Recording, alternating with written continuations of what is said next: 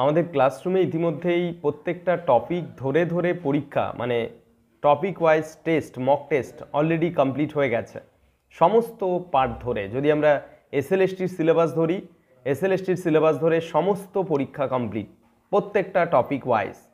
একই রকমভাবে বিপিএসসির সিলেবাস ধরে প্রত্যেকটা পরীক্ষা কমপ্লিটেড টপিক ওয়াইজ, যে কারণে আমাদের 320-র ওপরে পরীক্ষা বর্তমানকালে ক্লাসরুমে রয়েছে। এবার রিসেন্টলি আমরা যে প্রজেক্ট নিয়েছি সেটা হলো যারা বিপিএসসির ক্যান্ডিডেট আমাদের ক্লাসরুমে, তাদের অ্যাডভান্টেজের কথা মাথায় রেখে পুরো বিপিএসসির সিলেবাসকে 14টা পার্টে বা গ্রুপে ভাগ করে নিয়েছি।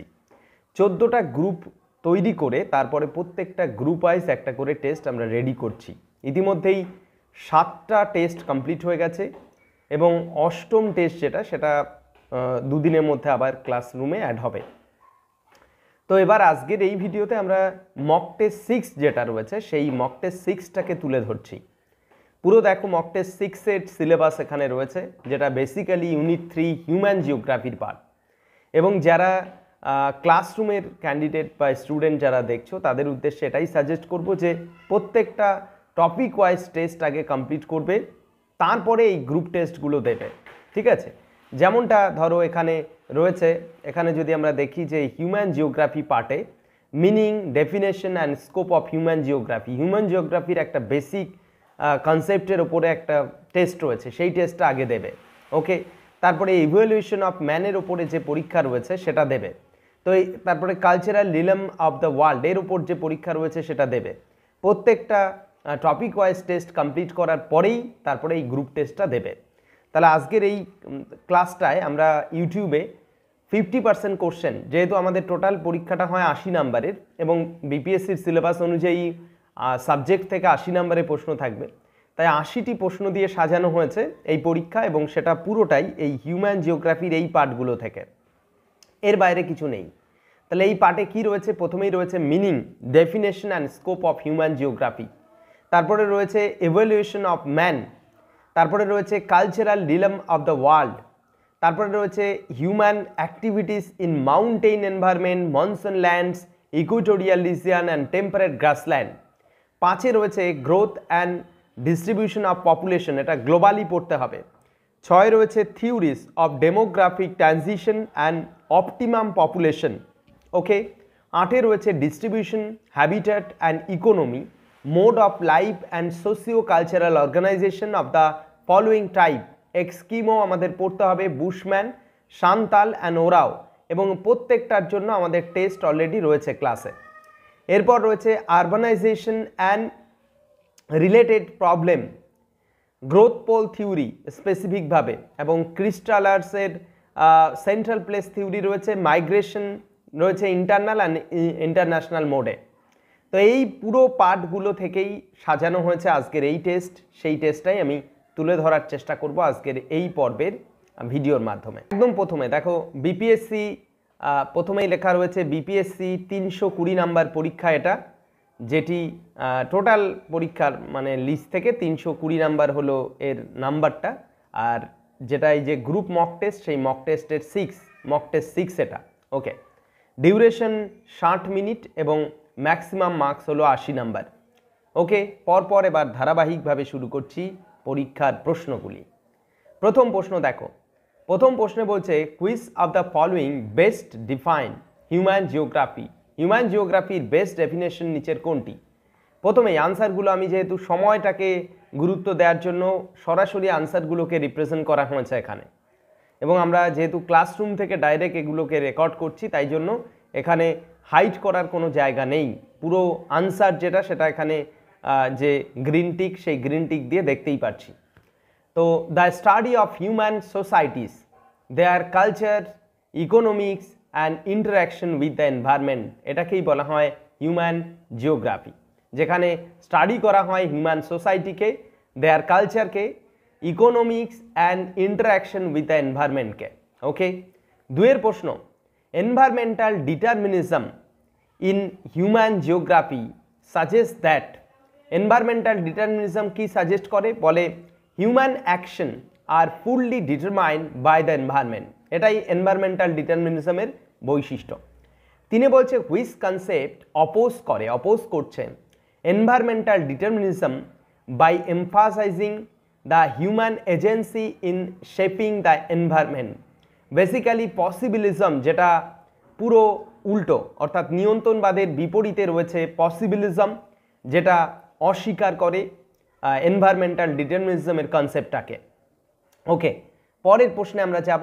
পরের প্রশ্ন চারের প্রশ্নে বলা হয়েছে, which of the following geographers introduce the concept cultural landscape. Cultural ল্যান্ডস্কেপের ধারণা সর্বপ্রথম কে দিয়েছেন? বেসিক্যালি কার্ল সয়ার দিয়েছেন। কালচারাল ল্যান্ডস্কেপ মানে হলো কোনো সুনির্দিষ্ট মানব গোষ্ঠী একটা জায়গায় যখন সুদীর্ঘকাল ধরে বসবাস করেন, তখন তাদের কালচারের বিভিন্ন ছাপ সেই সারফেসের উপরে পড়ে। যেমন যদি আমরা রিলিজিয়ান বেস কনসেপ্টটাকে ভাবি, তাহলে যেখানে ইসলামিক কমিউনিটি বিলং করবে সেখানে অবশ্যই মসজিদ থাকবে অনেক, আবার যেখানে হিন্দুরা বসবাস করবে সেখানে মন্দির থাকবে।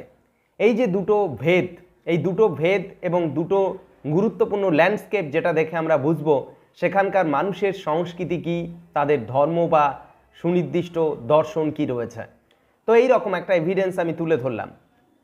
5 বলছে, the concept of space in human geography refer to. Actually human জিওগ্রাফিতে স্পেস বলতে যেটা বোঝায় সেটা হলো the physical and social setting where human activity occur, একেই আমরা বলে থাকি স্পেস। এবং 6 রয়েছে অ্যানথ্রোপোসেন। এটা নতুন একটি concept. Anthropocene is a term use in human geography to describe epochs, একটা জিওলজিক্যাল সময়ক্রমকে বোঝাচ্ছে যেটা characterized by the dominance influence of human activity on the earth, অর্থাৎ মানুষের সুনির্দিষ্ট প্রভাব সমন্বিত একটা সময়ক্রমকে চিহ্নিত করা হচ্ছে অ্যানথ্রোপোসেন দিয়ে। আমরা জিওলজিক্যাল টাইম স্কেল যখন দেখেছিলাম তখন বিভিন্ন পিরিয়ড ছিল, এপোস ছিল, তো সেই রকমই একটি পার্টকে চিহ্নিত করা হচ্ছে যে সময়টাকে মানুষের অ্যাক্টিভিটিকে গুরুত্ব দেওয়া হচ্ছে। 7 প্রশ্নে বলছে, which concept in human geography refer to spread of cultural element from one area to another. Actually এই কনসেপ্টটাকে আমরা কালচারাল ডিফিউশন বলি। যখন একটা জায়গা থেকে, একটা ক্ষেত্র থেকে আস্তে আস্তে সংস্কৃতির চারিদিকে প্রসারণ ঘটে। ধরো ওয়েস্টার্ন কালচার যখন একটু একটু করে চারিদিকে স্প্রেড করছে, এই যে স্প্রেড করা কনসেপ্টটাকে আমরা কালচারাল ডিফিউশন বলি। চারিদিকে ছড়িয়ে পড়াটা কালচারাল ডিফিউশন। কালচারাল ডিফিউশন কিভাবে হবে? একটা কালচার অপর কালচারকে যখন অনুসরণ করবে এবং সেটাকে কম বেশি ধারণ করার চেষ্টা করবে, সেই সংস্কৃতির সাথে নিজেকে মিলিয়ে মিশিয়ে নেওয়ার চেষ্টা করবে, অর্থাৎ দেখা যাবে অ্যাকালচারেশন হবে, অর্থাৎ সে অন্য একটা কালচারের সাথে আস্তে আস্তে আস্তে আস্তে অ্যাডাপ্ট হয়ে গেল। এই অ্যাডাপ্ট হয়ে যাওয়ার ফলস্বরূপ কী হবে? যে কালচারটা প্রতিষ্ঠা পেল সেই কালচারের নিরিখে সেটাকে আমরা বলবো কালচারাল ডিফিউশন হওয়া। তো এই cultural diffusion day to day বেড়ে চলেছে। বর্তমানকালে এটা মারাত্মক ব্যাপক আকার নিচ্ছে কালচারাল ডিফিউশন। আমরা জানি যে ওয়েস্টার্ন কালচার একটু একটু করে চারিদিকে গ্রাস করছে। 8 প্রশ্ন বলছে, which of the following is A critical approach in human geography that examine how social relation, power and inequality shape space. Actually বর্তমানকালে ফ্যামিনিস্ট জিওগ্রাফি বলে যে কনসেপ্টটা বা যে ভাবধারার উদ্ভব হয়েছে সেখানে দেখানো হয় যে সোসাইটিতে কিভাবে বলছে how social relation, power and inequality এইগুলো কিভাবে একটা শেপ ডেভেলপ করে এবং কিভাবে একটা ডমিনেন্ট ইনফ্লুয়েন্স তৈরি হয় এবং একটা অংশ বঞ্চিত হয়, একটা অংশ দেখা যায় যে এই ইমব্যালেন্সের ফাঁদে পড়ে বিভিন্ন সমস্যার সম্মুখীন হয়। সেই বিষয়টাকে ফুটিয়ে তোলা হয় এই কনসেপ্টের মাধ্যমে, যেটাকে আমরা ফ্যামিনিস্ট জিওগ্রাফি বলে থাকি। 9 প্রশ্নে রয়েছে টোপোফিলা। টোপোফিলা একটি নতুন শব্দ হিউম্যান জিওগ্রাফিতে, যেটি মানে হলো বলছে এফেক্টিভ বন্ড, বলছে effective bond with one's environment, একটা পরিবেশের সাথে এফেক্টিভ বন্ড বা রিলেশন এ পারসন মেন্টাল, মানসিকভাবে, ইমোশনালভাবে অ্যান্ড cognitive ties to a place. এই সব কিছুর নিরিখে যখন একটা জায়গার সাথে মানুষের একটা কোর সম্বন্ধ তৈরি হয় তাকে আমরা টোপোফিলা বলি। যেমন আমরা যেখানে জন্মগ্রহণ করি সেই জায়গার সাথে আমাদের একটা আত্মিক সম্পর্ক তৈরি হয়ে যায়, সেই জায়গার সাথে আমাদের ইমোশনাল কগনিটিভ একটা থট এমনভাবে জড়িয়ে যায়। এই কনসেপ্টটাকেই অর্থাৎ সেটা তো একটা পার্টিকুলার এনভায়রনমেন্ট, তো সেই এনভায়রনমেন্টের সাথে এইভাবে মিলেমিশে থাকা, এই কনসেপ্টটাকেই আমরা টোপোফিলা হিসাবে চিহ্নিত করি। 10এর প্রশ্ন বলছে in human geography the term cultural heart কাকে বলে? যেখান থেকে কোনো একটা সুনির্দিষ্ট কালচার বা সংস্কৃতির বিকাশ হয়, প্রাথমিক বৃদ্ধি হয়, বা বলতে পারো সেখান থেকেই সেই সংস্কৃতি উঠে আসে, তাকে আমরা কালচারাল হার্ট বলবো। বলছে এ প্লেস, কি বলছে এখানে? বলছে a place where new cultural practice originate and spread, যেখানে জন্ম লাভ করে এবং যেখান থেকে এই চারিদিকে বিকশিত হতে শুরু করে, তাকে আমরা সেই পার্টিকুলার কালচারের কালচারাল হার্ট হিসাবে চিহ্নিত করব। ওকে, পরে কনসেপ্ট দেখো, পরে কনসেপ্টে বলছে দ্য কনসেপ্ট অফ গ্লোকালাইজেশন, ভীষণ গুরুত্বপূর্ণ একটি কনসেপ্ট, যেখানে লোকালাইজেশন অ্যান্ড গ্লোবালাইজেশন এই দুইয়ের সমন্বয় সাধন হবে। তো অনেকেই এই বিষয়টাকে অপশনগুলো দেখলে গুলিয়ে যেতে পারে। দেখো এখানে রয়েছে the simultaneous occurrence of both universalizing and the particularizing tendencies in globalization, অর্থাৎ সেখানে যেমন ইউনিভার্সাল থট থাকবে তেমন পার্টিকুলার বা লোকাল যে থট সেই থট থাকবে, দুটো থটের সমন্বয় সাধন হবে, তাকেই আমরা বলবো, অর্থাৎ সিমুলটেনিয়াস অকারেন্স হবে both universalizing and পার্টিকুলারাইজিং tendencies in globalization, তাকেই আমরা বলবো গ্লোকালাইজেশন, তাকেই আমরা বলবো গ্লোকালাইজেশন, অর্থাৎ দুয়ের মিশ্রণ। এখানে অন্যান্য অপশন যেগুলো রয়েছে দেখো, এখানে রয়েছে the division of the world into global and local region, এমনটা নয়, অর্থাৎ পৃথিবীকে গ্লোবাল কনসেপ্টের নিরিখে আমরা ভাগ করব, গ্লোবাল অ্যান্ড লোকাল এরকম নয়, বিভক্তিকরণ নয়, এটা এখানে সমন্বয়ের কথা রয়েছে।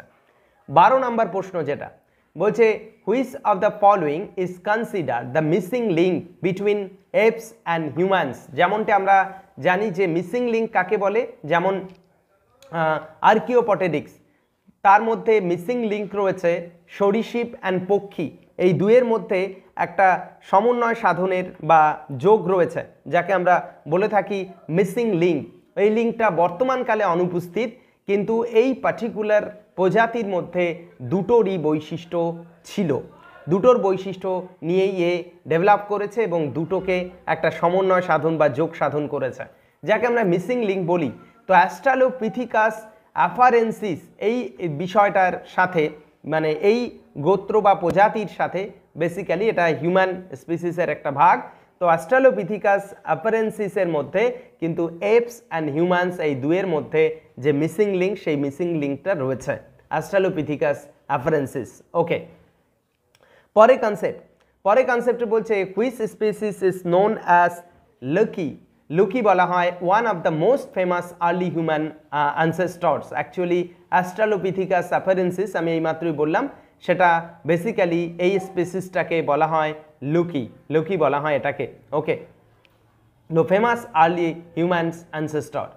14 প্রশ্নে বলছে Homo erectus is known for being the first hominid to use fire. মনে রাখবে, হোমো ইরাক্টাস হলো প্রথম যারা কিন্তু ফায়ার ব্যবহার করতে শুরু করেছিল, বা আগুনের ব্যবহার এবং কন্ট্রোল যাদের হাতে প্রথম এসেছিল, এরাই প্রথম আগুনের ব্যবহার করতে শুরু করে। আর বলা যেতে পারে আমাদের ওভারঅল সামাজিক বিকাশ ও বিবর্তনকে একটা অন্য জায়গায় নিয়ে যেতে শুরু করেছিল এই হোমো ইরাক্টাস, যারাই কিন্তু সর্বপ্রথম প্রকৃতির ওপর প্রভাব প্রতিপত্তি খাটানোর কাজ শুরু করেছিল। 15 নম্বর প্রশ্ন দেখো, 15তে বলছে which hominid is believe to have coexisted with Homo sapiens. হোমোসেপিয়েন্সের কোএক্সিস্টেড বা বলতে পারো একদম সবচেয়ে কাছের যারা হোমোসেপিয়েন্সের, যার পর থেকেই হোমোসেপিয়েন্সের আবির্ভাব, সেটা হলো নেয়ানদারথালস। আমরা এই কনসেপ্টটা পড়ছি কোথা থেকে? এই কনসেপ্টটা পড়ছি ইভ্যালুয়েশন অফ ম্যান থেকে। প্রথমে পড়লাম, প্রথমের যে প্রশ্নগুলো ছিল, যে 10টা প্রশ্ন, সেটা meaning, definition and scope of human geography থেকে। এরপর ইভ্যালুয়েশন অফ ম্যান পড়ছি আমরা। দেখো এখানে কি রয়েছে, বলছে দ্য ফেমাস ফসিল তুরকানা বয় একটা ফেমাস ফসিলের নাম, বিলং টু হুইচ স্পিসিসের মধ্যে বিলং করে? উত্তরটা হবে হোমো ইরাক্টাসের মধ্যে, হোমো ইরাক্টাসেরা। ওকে, নেক্সট 17 নম্বর প্রশ্ন which cultural realm includes the major cultural region of western Europe, north America and parts of Oceania. Basically এটা হবে অ্যাংলো আমেরিকান কালচারাল রিলাম এই গোত্রের মধ্যে পড়ে, এবং আমরা এখানে পড়া শুরু করলাম দুটো শেষ করে cultural realm of the world শুরু করলাম। যে প্রশ্নগুলো আসছে সেটা cultural realm of the world থেকে। Which cultural realm is defined by a blend of indigenous Asian and the colonial influences with the prominent practice of Buddhism and Hinduism in countries like the Cambodia and Thailand। উত্তরটা হবে south east Asian cultural realm. Next পরের প্রশ্ন রয়েছে cultural ডিফিউশনের উপরে। Cultural diffusion, দেখো রিলামের সাথেই cultural ডিফিউশনের যোগ রয়েছে। Cultural diffusion primarily refer to the spread of cultural belief and social activity from one group to another। একটা গ্রুপ থেকে অন্য গ্রুপের মধ্যে আস্তে আস্তে সংস্কৃতির যে বিকাশ বা বিবর্তন হওয়াটা বা ছড়িয়ে পড়াটা, একেই আমরা বলবো ডিফিউজড হওয়া। একটা জায়গা থেকে চারিদিকে ছড়াতে শুরু করলো, কালচারাল ডিফিউশন হওয়া। ওকে, এবং এই কালচারাল ডিফিউশন বর্তমানকালে সোশ্যাল মিডিয়ার দুনিয়ায় কিন্তু মারাত্মক ব্যাপক আকার নিয়েছে আর কি, যার ফলস্বরূপ দেখা যাচ্ছে আমরা আমাদের নিজেদের সংস্কৃতিকে ভুলতে বসেছি। বিভিন্ন ট্রাইবাল কমিউনিটি অস্তিত্বের সংকটের সম্মুখীন, তাদের কালচারকে হারিয়ে ফেলছে। নেক্সট 20, অ্যাকালচারেশন কাকে বলে? দেখো যেটা বলছিলাম, acculturation is the best defined as the cultural and psychological change that occur when two culture meet. দুটো কালচার ধরো মিট করলো, মনে করো দুটো এ এবং বি দুজন একসাথে বাস করে, এ এবং বি দুজন একসাথে বাস করে, এ এবং বি। এ হলো আমেরিকায় বাড়ি, বি হলো ভারতে বাড়ি। তো দেখা যাচ্ছে এ যে আদব কায়দাগুলো করে সেইগুলো বি অনুসরণ করতে শুরু করলো, এবং বি ওই বিষয়গুলোকে পরপর দেখে তার মধ্যেও আস্তে আস্তে সেটাকে নিয়ে আসতে শুরু করলো, সেইভাবে চলাফেরা, সেইভাবে খাদ্যাভ্যাস করা, সেগুলো করতে শুরু করলো। তার মানে এখানে এ যে কাজটা করছে সেটা হলো কালচারাল ডিফিউশন করছে, ও কালচারাল ডিফিউশনের সহযোগীও। ওকে, আর বি যেটা করছে সেটা হলো অ্যাকালচারেশন করছে, অন্য একটা কালচারকে ও নিজের মধ্যে ঢুকিয়ে নিচ্ছে। এই যে একজন কালচারাল ডিফিউশনে সহযোগী হবে আর একটা অ্যাকালচারেশন করবে, এর মধ্যে দিয়ে এই পুরো কাজটা সম্পন্ন হবে। তো সেটাই বোঝানোর চেষ্টা করলাম। 21 প্রশ্ন, which term describe the phenomenon where a minority group adapt the cultural trait of a dominant group. দেখো এটা ভীষণ গুরুত্বপূর্ণ কনসেপ্ট। যখন একটা মাইনরিটি গ্রুপ, সেটা হতে পারে একটা ট্রাইবাল কমিউনিটি, যখন একটা মাইনরিটি গ্রুপ অ্যাডাপ্ট করে the cultural traits of dominant group, যেটা অনেক বড় ডমিনেটেড গ্রুপ, সেই গ্রুপটার নিয়ম নীতি বা কালচারকে যখন অ্যাডাপ্ট করছে তাকে আমরা বলবো অ্যাসিমিলেট করা। ওকে, অ্যাসিমিলেট করা অবশ্যই অ্যাকালচারেশন মেথডের মধ্যে দিয়েই হবে অ্যাসিমিলেশন করাটা। ওকে, 22, which factor does not typically facilitate the cultural diffusion. এর মধ্যে কোনটা কালচারাল ডিফিউশনের সহযোগী নয়? দেখো ট্রেড অ্যান্ড কমার্স তো অবশ্যই সহযোগী, বাণিজ্য অনেক সহযোগিতা করে এবং বাণিজ্যের মাধ্যমে একটা কালচার আর একটা কালচারে আস্তে আস্তে ছড়ায়। মাইগ্রেশন অ্যান্ড ইমাইগ্রেশন এটাও গুরুত্বপূর্ণ। টেকনোলজিক্যাল অ্যাডভান্সমেন্ট এটাও গুরুত্বপূর্ণ, যেমন বললাম সোশ্যাল মিডিয়া বর্তমানকালে গুরুত্বপূর্ণ রোল প্লে করছে। জিওগ্রাফিক আইসোলেশন কখনোই নয়। ধরো একটা কমিউনিটি এমন জায়গায় বাস করে তার চারিদিকে কোথাও কারোর সাথে মেলামেশা করার স্কোপ নেই, স্বাভাবিকভাবেই, যেমন পাহাড়ি অঞ্চলগুলোতে যদি আমরা যাই, দার্জিলিং বা কালিম্পং যদি আমাদের ওয়েস্ট বেঙ্গলের ঘুরি, সেখানে আমরা দেখব যে ওরা এমন আইসোলেটেডভাবে বিলং করে যে ওদের মধ্যে কিন্তু এই কালচারাল ডিফিউশনের প্রভাব খুব ধীরে ধীরে আসবে, মানে আসার সম্ভাবনা খুব কম, কারণ এরা আইসোলেটেডভাবে রয়েছে, তাই এটা নয়। 23 প্রশ্ন বলছে the adaptation of western style clothing. আমি এইমাত্র বললাম ওয়েস্টার্ন স্টাইলের যে clothing in many parts of Asia in an example of cultural diffusion. এটাই তো কালচারাল ডিফিউশনের একটা নমুনা, যে ওয়েস্টার্ন ড্রেসগুলোকে আমরা পরছি বা সেই পোশাককে মানে ফলো করছি। 24, which term describe the process by which individual learn their own culture through social interaction. যে কোনো বাচ্চা যখন জন্মায় তখন একটু একটু করে তার নিজের কালচারকে সে তার মধ্যে অ্যাচিভ করে, তো সেই বিষয়টাকে বলা হয় এনকালচারেশন। এনকালচারেশন নেগেটিভ নয়, এটা পজিটিভ, এবং আমাদের প্রত্যেকের মধ্যে সেটা হয়েছে। আস্তে আস্তে আমরা আমাদের নিজেদের যে দৈনন্দিন যে আদব কায়দার সাথে মিলেমিশে বড় হয়েছি ছোটবেলা থেকে, এটাকেই এনকালচারেশন বলা হয়। Okay, 25, the blending of traditional African religious practice বলছে এখানে বলছে দেখো blending of traditional African religions practice with Christianity in the Caribbean is an example of syncretism. একে সিনক্রিটিজম বলে, ভীষণ গুরুত্বপূর্ণ। যখন একটা ধর্ম দ্বারা দেখা যায় একটা ট্র্যাডিশনাল প্র্যাকটিস গ্রাস হয়ে যায় বা তার মধ্যে কোনো যুক্তি থাকে না, অযৌক্তিকভাবে একটা বিষয় অ্যাচিভ হয়ে যায় কোনো একটা বাহানা বা বোঝা দিয়ে, তখন সেই কনসেপ্টটাকে আমরা সিনক্রিটিজম বলে থাকি। সিনক্রিটিজম হতে পারে হয়।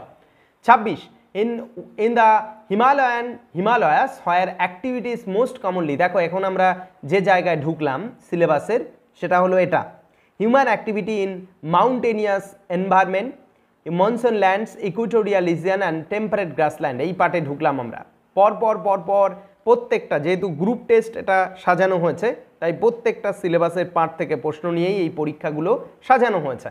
এবং যারা একদম 100% অ্যাচিভ করতে চায় এই কনসেপ্টগুলো, তাদের ইন্ডিভিজুয়াল এক্সামগুলো দিতে হবে। ধরো এভলিউশন অফ ম্যান তাকে নিজের দিতে হবে, ধরো 30 নম্বরের পরীক্ষা দিয়ে সে এই পার্টের যত প্রশ্ন আসে সে অ্যাচিভ করে নিল। কালচারাল নিলাম এর ওপরে যে পরীক্ষা সেটা তাকে দিতে হবে, অর্থাৎ পার্টিকুলার টেস্টগুলো তাকে দেওয়ার পর তারপরে যেটা করতে হবে সেটা হলো তারপরে তাকে এই গ্রুপ টেস্টগুলো দিতে হবে। এবং আমাদের ক্লাসরুম পরপর ধারাবাহিকভাবে টেস্ট ক্লাস এর মধ্যে দিয়ে চলছে। আমরা স্ট্যান্ডার্ডিটি ফলো আপ করে আমাদের ক্লাসরুমকে ডেভেলপ করাচ্ছি। আমাদের ক্লাসরুমে যে প্রশ্নগুলো থাকে সব ক্রিয়েট করা হয় প্রশ্ন, এবং ইন্টেন্সিভ স্টাডির মধ্যে দিয়ে আমরা এই প্রশ্নগুলো ক্রিয়েট করি, কারণ বর্তমানকালে পরীক্ষার প্রশ্নের প্যাটার্ন চেঞ্জ হয়ে গেছে বা যাবে। এটা হওয়াটা খুব স্বাভাবিক, কারণ আগের সেই প্রথাগত আমরা যেমনটা 5 বছর 10 বছর আগের যে পরীক্ষার প্রশ্ন দেখেছি সেই রকম প্রশ্ন কিন্তু এখন হবে না। সব কিছু যেমন বদলায় তেমন প্রশ্নের ধরন বদলে যায়। তো সেই ধরনের সাথে তারাই নিজেকে মানিয়ে রাখতে পারবে যারা নিজেদের বদল ঘটাবে। যদি আমরা সেই পুরনো প্র্যাকটিসকে কাজে লাগিয়েই একটু একটু করে নিজের ডেভেলপ করাই, সেটা সম্ভব নয়। নিজেকে অ্যাডাপ্ট করতে হবে, অর্থাৎ বদলাতে হবে। নিজের পড়ার যেমন ধরন বদলাতে হবে, প্রশ্ন করার, প্রশ্নের প্রতি মনোভাব এবং ভাবনা সেই সব কিছু বদলাতে হবে, যেটা আমাদের ক্লাসরুমে সুনির্দিষ্টভাবে ফলো করা হয়। কারণ আমাদের মুখ্য উদ্দেশ্য ক্লাসরুমে যারা রয়েছে তাদের সর্বাধিক সফলতা, এটাই আমাদের মেন টার্গেট বর্তমানকালে। ওকে, পরের পার্ট 27 বলছে, আচ্ছা 26 বলছে in Himalayas where activity is most commonly associated with the region of traditional economy. কি এখানে নোমেডিক হার্ডিং হয় এখানে, যেটা ট্র্যাডিশনাল মানে পুরনো একদম প্রাচীন যুগ থেকে যেটা উঠে আসছে সেটা নোমেডিক হার্ডিং। বলছে 27 terrace farming is an adaptation for the agriculture in which type of environment. Basically এটা মাউন্টেন রিজিয়নে সিঁড়িধাপের মতো কৃষি জমি তৈরি করা হয় যাতে করে রান অফের যে ইন্টেন্সিটি সেটা কমানো যায়, মাটি ক্ষয় কমানো যায়, জল ধরে রাখা যায়, এগুলো এই কারণে। 28 monsoon lands are primarily characterized by, monsoon lands মানে আমাদের এই অঞ্চলের lands, basically seasonal heavy rainfall and dry period. একটা সময় শুষ্ক হয়ে যায়, খরার প্রভাব আসে, একটা সময় বন্যা হওয়ার প্রবণতা থাকে, তাই seasonal heavy rainfall and dry period আমাদের এখানের বৈশিষ্ট্য। 29 বলছে which of the following is A traditional method of agriculture practice in monsoon lands to prevent soil ইরেশন। Basically এখানে টেরাসিং করা হয়, যেখানে traditional method monsoon land prevent soil ইরেশন, যেখানে সয়েল ইরেশন ধরো ঢালু জমি, সেই জমিগুলোতে যদি যখন হেভি রেইনফল হয় তখন মারাত্মকভাবে রান অফের মাত্রা বেড়ে যায় এবং তার ফলস্বরূপ ইরোশন হয়। তো সেটা কমানোর জন্য আমরা কি করব, ধাপ তৈরি করব, এটাই বেস্ট মেথড, আর কিছু নয়। 30 which economic activity is most prevalent in equatorial rain forest region. Basically equatorial rain forest রিজিয়নের ক্ষেত্রে লগিং হয়, অর্থাৎ আমরা গাছ যে কাঠ সেই কাঠ কাটা হয়, এটাই মেন কাজ এখানকার, ঠিক আছে। তাছাড়া অন্যান্য অর্থনৈতিক কার্যাবলী এখানে ব্যাপক প্রভাব বিস্তার করতে পারে না। 31 which of the following is a primary economic activity in temperate grassland. Temperate গ্রাসল্যান্ডে কি হয়, ক্যাটেল র্যাঞ্চিং হয়। ক্যাটেল র্যাঞ্চিং হয় যেহেতু এখানে গ্রাসল্যান্ড বেসিক্যালি, তাই অন্যান্য ইকোনমিক অ্যাক্টিভিটির এখানে স্কোপ থাকে না, তাই ক্যাটেল রেঞ্জিং করে বিভিন্ন ধরনের ডোমেস্টিক অ্যানিম্যালকে নিয়ে। Okay, next 32, the practice of crop rotation is specially important in temperate grassland. এক হলো prevent soil erosion. Crop rotation করার মূল কারণ হলো প্রিভেন্ট সয়েল ইরেশন একটা কারণ, মেনটেন সয়েল ফার্টিলিটি একটা কারণ, ইনক্রিজ প্রোডাক্টিভিটি একটা কারণ। তাই এই সব কটাই কারণ, তাই more than one of the above হবে answer. Next 33, the main agricultural challenge in equatorial region due to high rainfall is water logging. হয় এখানে জল কি হয়, জল জমে যায়, তাই জন্য কৃষি জমি উদ্ধার করা সম্ভব হয় না এবং কৃষিকাজ করাও কোনোভাবে সম্ভব নয়, এটাই বেসিক কারণ water logging. Okay, next 34, how does the practice of terrace farming in mountainous region impact soil conservation. Soil conservation এটা বেসিক্যালি কি হয় বলছে, ইট রিডিউস করে soil erosion by slowing water run off slow করে দেয়, তাই জন্য সয়েল ইরেশনকে অনেকটাই কমানো যায়, এটাই মেন বিষয়। 35, how does the practice of monoculture impact soil health in temperate grassland. আমরা যদি মোনোকালচার দেখি, মোনোকালচারের বেসিক যে বিষয় সেটা কি করে বলছে, ইট ডিপ্লেট করে সয়েল নিউট্রিয়েন্টকে কমিয়ে দেয়, and increase the vulnerability of pest, অর্থাৎ বিভিন্ন রোগ পোকার আক্রমণের সম্ভাবনাকে বাড়িয়ে দেয়। মোনোকালচার মানে হলো সেখানে কেবলমাত্র একটি শস্যেরই চাষ হবে সুদীর্ঘকাল ধরে, তো তাই জন্য এটা ভীষণভাবে সেই সয়েলের হেলথকে নষ্ট করে এবং অন্যান্য পেস্ট যেগুলো হয় বিভিন্ন ধরনের পোকামাকড় সেগুলোর প্রভাব প্রতিপত্তি বেড়ে যায় এর ফলে, তো এটাই মূল কারণ। 36 নাম্বার প্রশ্ন যেটা রয়েছে দেখো, বলছে which of the following reason has the highest population growth rate. Basically আমরা এখন যে জায়গায় গেলাম সেটা হলো growth and distribution of population, অর্থাৎ 5 নাম্বারে চলে গেলাম আমরা এখন। এখানে কি বলছে, এখানে বলছে which of the following reason has the highest population growth rate. Sub Saharan Africa, এটা হলো যেখানে পপুলেশন গ্রোথ রেট ম্যাক্সিমাম, মনে রাখবে আফ্রিকান কান্ট্রিতে পপুলেশন গ্রোথ রেট সবচেয়ে বেশি। 37, which country is most populous in the world as 2024। Basically উত্তরটা হবে ইন্ডিয়া। হচ্ছে which continent is experience the most significant population decline. Actually ইউরোপে বর্তমানকালে ডে টু ডে জনসংখ্যা কমে যাচ্ছে। 39 প্রশ্ন বলছে, what demographic term describe the average number of children a woman would have in her life time. এটাকে আমরা টোটাল ফার্টিলিটি রেট হিসাবে চিহ্নিত করি। এবং 40 নম্বরে প্রশ্নে বলছে, in term is use to describe a population that is neither growing নর সিঙ্কিং। অ্যাকচুয়ালি এটাকে আমরা জিরো পপুলেশন গ্রোথ যেমন বলতে পারি, তেমনই এটাকে বলা যেতে পারে পপুলেশন স্ট্যাবিলাইজেশন। তাই জন্য এটা যেমন সঠিক, এখানে একটু আনসার কি সেটিংয়ের গন্ডগোল ছিল। জিরো পপুলেশন গ্রোথ যেমনটি বলতে পারি, এটাকে আমরা একইভাবে পপুলেশন স্টেবিলাইজেশন বলতে পারি, তাই জন্য এটা মোর than one of the above হবে সঠিক উত্তর। 40 নম্বরের প্রশ্ন। 41 নম্বরের প্রশ্ন সকলের উদ্দেশ্যে দিচ্ছি, সেটা হলো which country has the highest rate of urbanisation in the world. এই প্রশ্নের উত্তর কি হবে অবশ্যই কমেন্ট সেকশনে জানানো যেতে পারে। আপনার রয়েছে আমাদের ক্লাসরুমে অ্যাডমিশন নেয়ার, তাদের উদ্দেশ্যে এটাই বলবো যে আমাদের ক্লাসরুমে বর্তমানকালে টোটাল 420টির উপরে ক্লাস রয়েছে, যেগুলো প্রত্যেকটা সাব টপিক ধরে ধরে ক্লাস। তো এখানে iron and steel industry in China, cotton textile industry in China, তারপরে পপুলেশন ইন চায়না, এই যে population in China, agricultural region in China, climate in China, এটা চায়নার ক্লাস ছিল, ঠিক আছে। Physiography of China, Indian lakes, geology of or structure of China, অর্থাৎ চীনের সমস্ত ক্লাস। একই রকমভাবে প্রত্যেকটা যদি আমি ইউনিট ধরি, ধরো ক্লাইমেটোলজি, ওশানিওগ্রাফি, তারপরে geomorphology, human geography, economic geography, regional geography of India, cartographic technique, প্রত্যেকটা ইউনিট ধরে আমাদের সমস্ত ক্লাস সিস্টেমে রেডি। জিওগ্রাফিক্যাল থট, প্রত্যেকটা ক্লাস আমাদের সিস্টেমে রেডি এবং সেই সঙ্গে প্রত্যেকটা পরীক্ষাও সিস্টেমে রেডি। যাদের ইচ্ছে যখন তখন ক্লাসরুমে অ্যাডমিশন নিয়ে পুরো সিস্টেমেটিকভাবে নিজের প্রস্তুতি শুরু করা যেতে পারে। দেখা হচ্ছে এমনই কোনো তথ্যবহুল বিষয় নিয়ে পরবর্তী ভিডিওতে। এবং আমি দেখিয়ে দেবো আমাদের লাইব্রেরি রয়েছে। আমাদের লাইব্রেরি যদি এই জায়গাটা আমরা খেয়াল করি, আমাদের লাইব্রেরি রয়েছে, এটা লাইব্রেরির অংশ, যেখানে পুরো লাইব্রেরিতে পরপর ফোল্ডার করে করে স্টাডি ম্যাটেরিয়াল দেওয়া রয়েছে। যেমন ধরো এখানে geotectonic, geomorphology, oceanography, climatology, biogeography, environmental geography, economic geography, ঠিক আছে। তো এই রকমভাবে আবার একইভাবে এখানেও স্টাডি ম্যাটেরিয়াল সেকশন রয়েছে।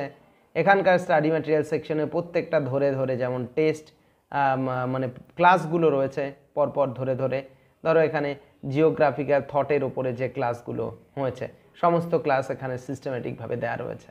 আবার একইভাবে এর জন্য যত নোটস প্রয়োজন, যত পড়ার জন্য সেলফ স্টাডির জন্য যা কিছু দরকার, ধরো কেউ যদি বায়োজিওগ্রাফি, এখানে পরপর যত নোটস সেগুলো পরপর দেওয়া রয়েছে। তো এইগুলো সব দেখা যেতে পারে। এটাই আমাদের সিস্টেমেটিক ক্লাসরুম। এইভাবে চলবে আমাদের ক্লাসরুম। যখন যার ইচ্ছে অ্যাডমিশন নিয়ে নিজের প্রস্তুতি শুরু করা যেতে পারে। এবং এটি সুনির্দিষ্ট কোনো কোর্স নয়, অর্থাৎ বিপিএসসি, স্কুল সার্ভিস এমন নয়, এটা জিওগ্রাফির পার্ট। এখানে যত টিচিং প্রফেশনের জন্য প্রস্তুতি দরকার সেই সমস্ত প্রস্তুতির সাপোর্ট সেই ক্লাসরুম থেকে পাবে। দেখা হচ্ছে পরের ভিডিওতে। টাটা।